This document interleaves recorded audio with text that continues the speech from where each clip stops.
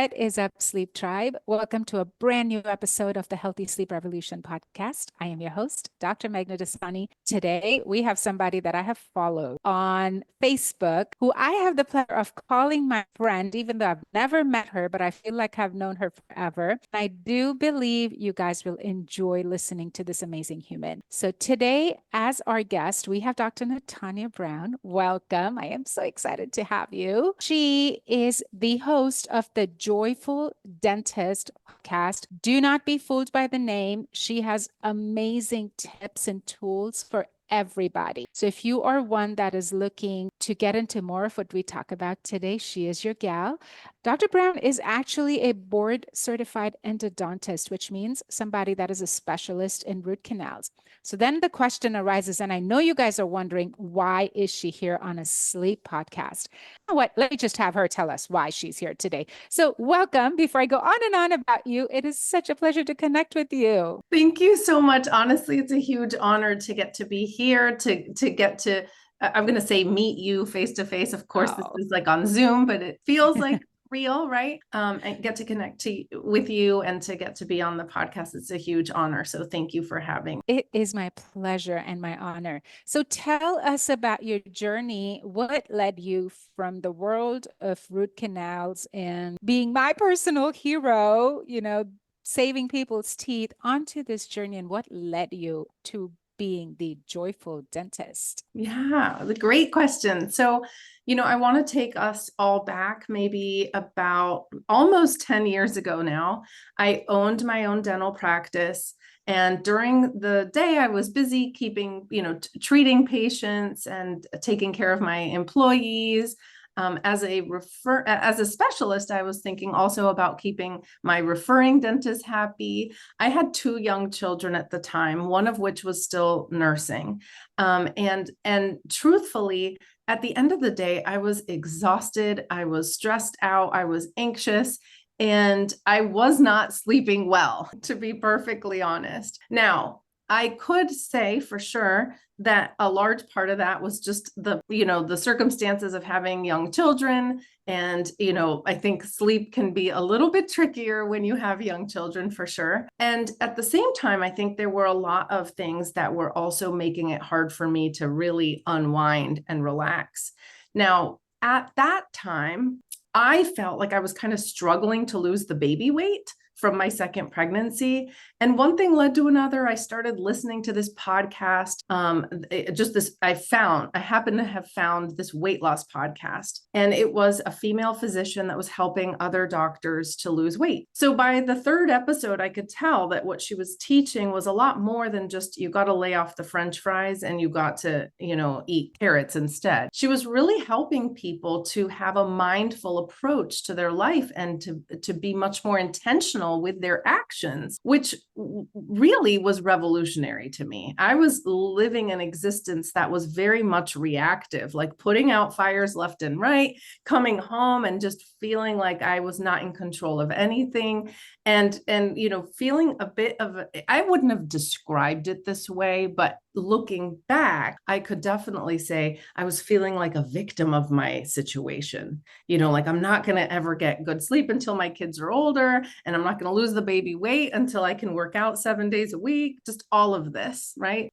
So, one thing led to another. I actually ended up hiring several coaches, one after the other, and I started to see a lot of significant improvements in my life. Now, the original reason I started to work with coaches was for weight. And yet I started to recognize this is so much more than just about my weight. This now has to do with, how I'm unwinding after a busy day at work, how I am interacting with my husband, how much less reactive I am with my children, for example, and how much more intentional I was becoming with what was going on in my life, the things I was choosing to actually do, the ways I was choosing to focus my mind and my energy. So really, long story made short, having seen all these changes in my own life, I became really deeply convicted and compelled to become a coach myself. I knew that there were so many other people that were struggling in similar ways. And so,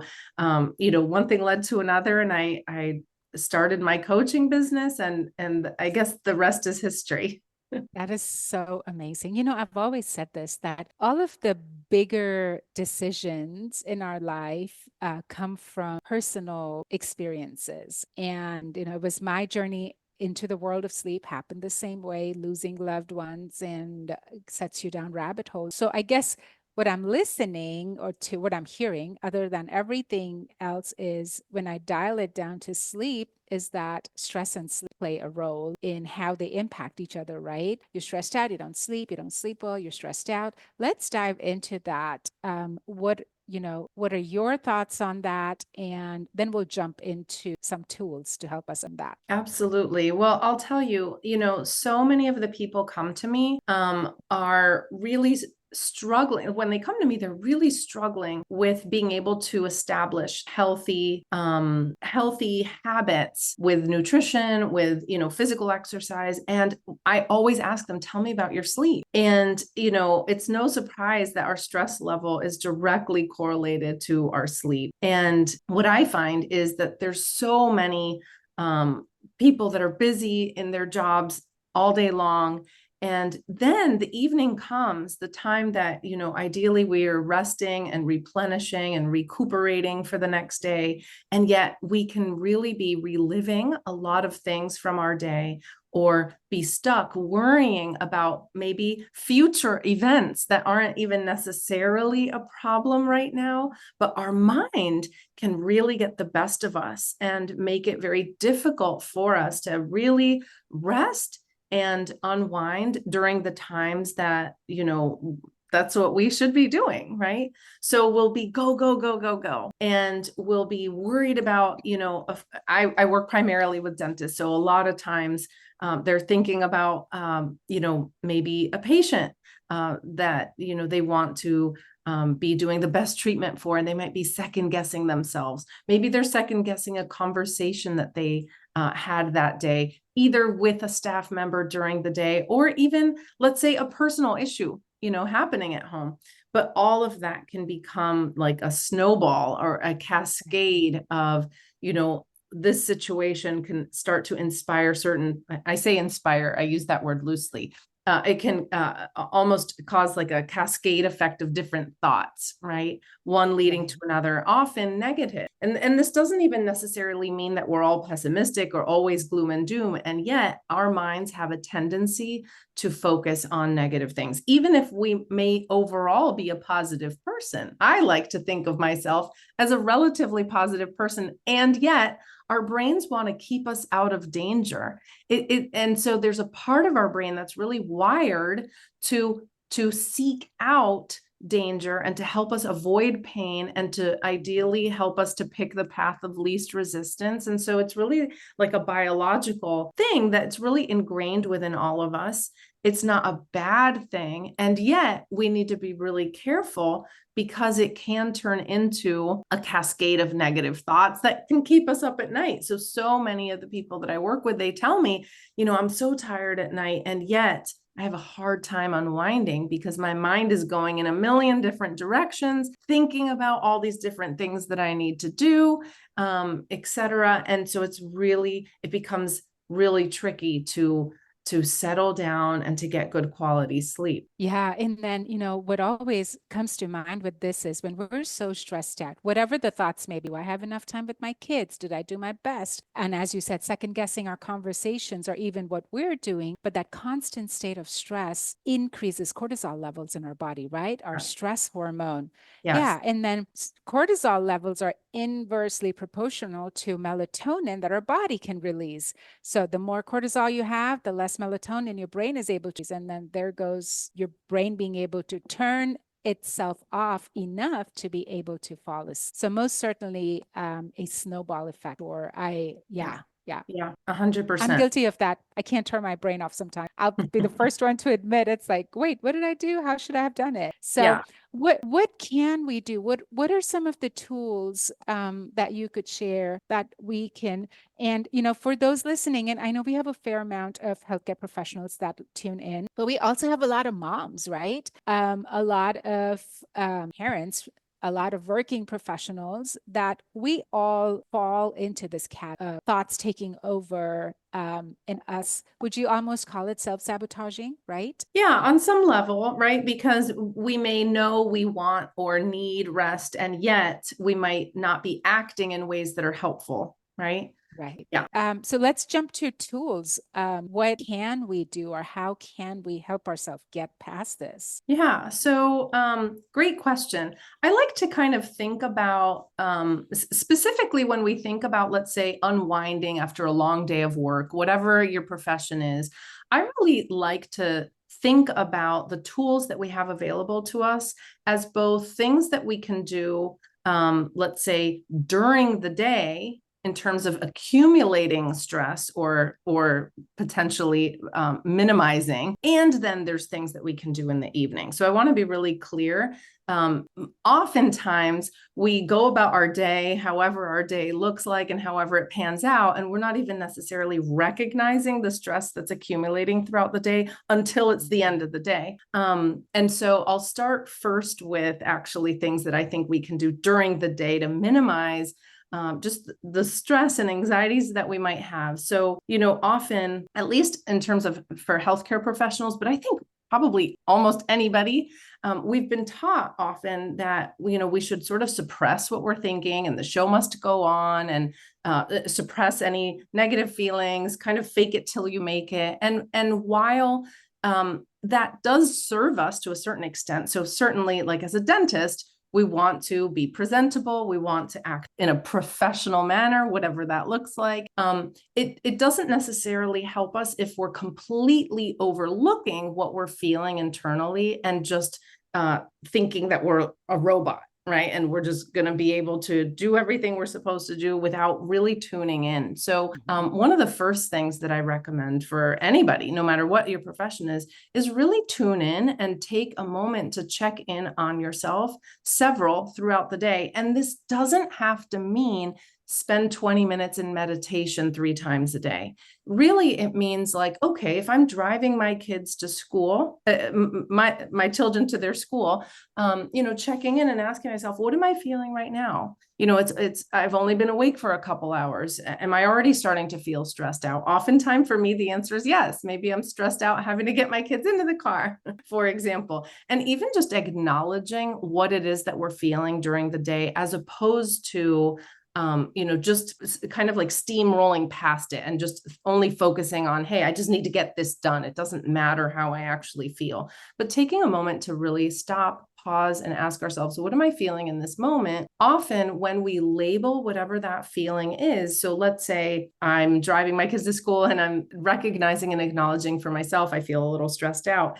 Even by acknowledging that, we are now in a position where we are often turning down the temperature on that feeling a little bit, where just by identifying it, we're saying, okay, like somehow it's a little less scary now that I've identified it. And we're just plugging in internally. We're able to tune into ourselves like, oh, okay, I see. This is what I'm experiencing. Again, that doesn't take 2 hours. It just takes a minute. And so if we were to start sprinkling that in throughout the day, the best analogy I can think of, and I know this sounds so simple to just acknowledge what we're feeling throughout the day, but something that simple, the analogy I like to use is, if you imagine that we're like little volcanoes and we can build up pressure throughout the day, it's the difference between a volcano that's like, building up pressure and kind of bottling it up and keeping it all together until the end of the day, and then getting home and exploding, right? And like raiding the pantry, pouring a glass of wine because, oh my gosh, I've been neglecting my needs all day long. And now, Right. I can't tell you how many people, and myself included, the whole day would go by. I barely had anything to eat. I didn't drink any water, didn't go to the bathroom, didn't move my body. So the end of the day comes and I'm like, I don't even know which thing I should give priority to. Should I eat? Should I go to the bathroom? Should I drink water? Should I go get exercise? Should I sleep? Right. So I like to think about, just internal like touch points, right? Like where we're kind of checking in on ourselves all day long. This allows like the volcano to not need to erupt at the end of the day, if that makes any sense. So this is a very, very simple, very accessible thing that anybody can do, no matter what your profession, even if you're a surgeon standing up in the operating room for 12 hours at a time, you can still be checking in on yourself internally. So that's one very simple thing. Of course, there's things during the day that I would also recommend, like please eat, drink water, move your body if at all possible. Those are common sense things, but not all of us are taking advantage of those things. And then when it comes to evening, I think there's plenty of things that we can do in terms of really compartmentalizing. And I don't necessarily, I think when we hear that term, we typically think, okay, that means don't think about any of the problems you had at work, right? And I don't know if that's fully possible. I think it's normal on some level, especially when we care about what we do, to be thinking about things, to noodle over things, right? So I don't think it's necessarily horrible to be thinking about things, but the biggest recommendation that I could have is to define what's enough, both in terms of our work as well as our personal life. What is enough? If you think about, let's say, your to-do list, right? We all have a to-do list of things, whether we write it down or whether it's just in our mind. We have a list of things that we want to accomplish each day, which is great. And if we're honest with ourselves, or at least if I tell you how it typically goes for me, I don't know that I'm going to get everything done on my to-do list because there's always something else that's going to creep up on the list. It's like it's a running list. And so what's become very, very critically important for me, as well as so many of the people I work with, is just to define what is enough for any given day without the expectation that that list is going to just always get done and be wrapped up nicely with a bow before you go to bed. So getting really clear on what is it that I am hoping to accomplish during my workday. And if that doesn't get done, it's not necessarily an emergency. Nothing catastrophic is going to happen. And the same goes with home, right? So often, I know for myself, I try to my natural default is to squeeze in as much as I possibly can in the shortest amount of time. And yet I've had to really meticulously and mindfully over the course of the last few years, get very selective. I may have a list that I'm writing down of everything that I'd love to accomplish. And then I say, okay, great. If only 3 of these things could happen, what would they be? And getting very clear on what are the priorities for that given day. There's a few other things I'd love to mention in terms of winding down. And I'm sure you're the expert when it comes to sleep. So I know that this is probably stuff that is very basic. But I do typically recommend that people stop eating 3 hours before they go to bed. So, I don't believe we need to fill our gas tank when we've already arrived at the destination. Your body really doesn't need a big meal right before you go to bed. So the 3-2-1 rule of, finishing meals before 3 hours before bed, stopping work 2 hours before bed, I would say at a minimum, but this is a good guideline. And then 1 hour before bed, being done with any screens. You've obviously talked about this topic extensively. I know I can definitely be guilty of this for sure. But the screens keep us awake. And when you talk about melatonin and your body's natural ability to start to shut down your brain and your body, screens are like the antithesis of this, right? So those are just a few, tips that I would give, both throughout the day as well as the evening. Yeah, I mean, I could listen to you on this all day long.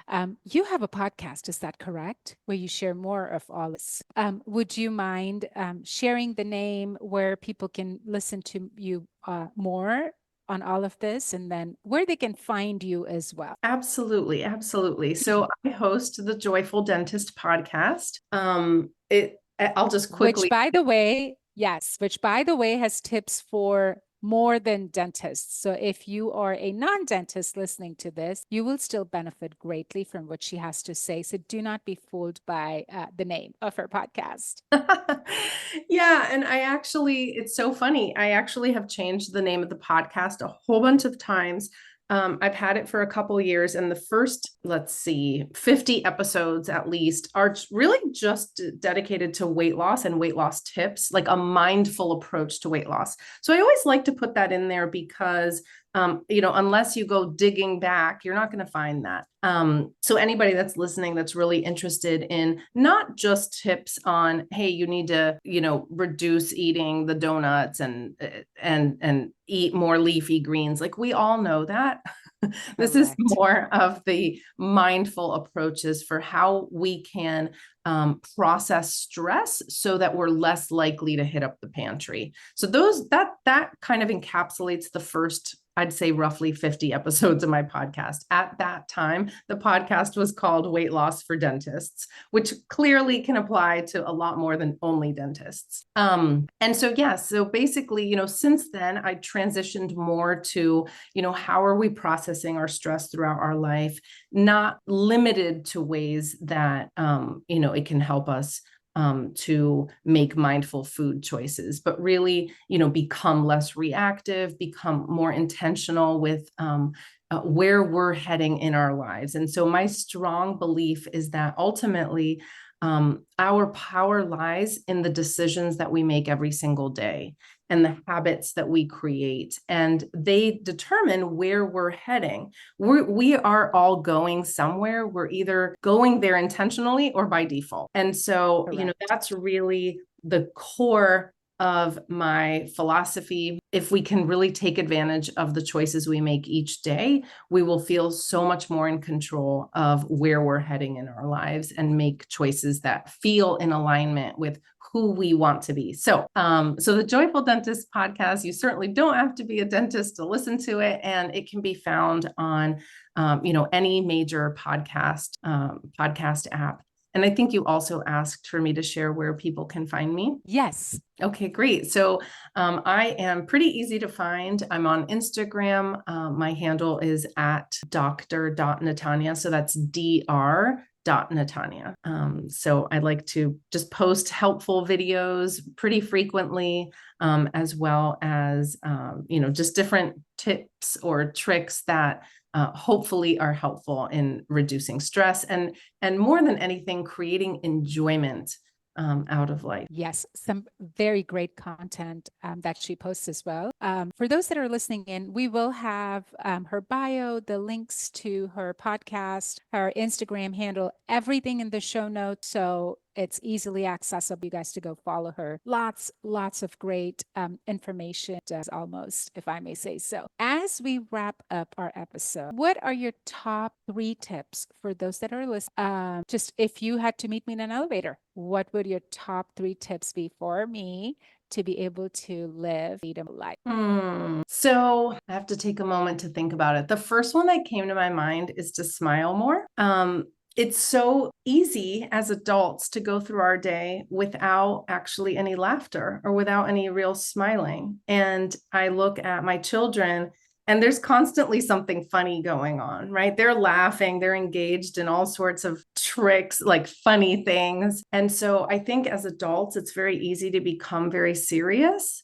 So, smiling throughout our day and just reminding ourselves that things don't have to be so serious all the time, bringing a little bit of lightness. That would probably be the first thing. The second thing is just the power of breathing. And this isn't like a super simple, I feel like I could probably talk about this for a long time, but in terms of, reducing stress throughout the day, the power and the impact that just the simple act of taking some deep breaths, breathing in and breathing out, that has the ability to really ground us in the same way, that I talk about checking in throughout the day and, asking ourselves, what am I feeling right now? And if we take some deep breaths, we remember that I'm here, I'm safe, everything's okay, and I get to choose what I do next. Nothing is like an emergency, very few things, let's say, are emergencies. Right. And those deep breaths through the nose, again, is going to help release more nitric oxide, sinuses. It's going to get us into a more parasympathetic tone, which is our rest, digest, relaxing state of well-being. So Yeah. this is perfect. So for those that thought, why is she here? We're not talking about sleep. No, it's all connected. It is I all love it. Keep connected. going. Well, the last one I would say involves another person. So I would say, go hug somebody. Yes, yes. I mean, just those positive hormones that we get when we connect with another person and feel that love and compassion. And if that's not accessible, if somebody is listening here and they're like, hey, I don't have anybody I can go hug, then as cheesy as it sounds, you can reflect that love and compassion on yourself.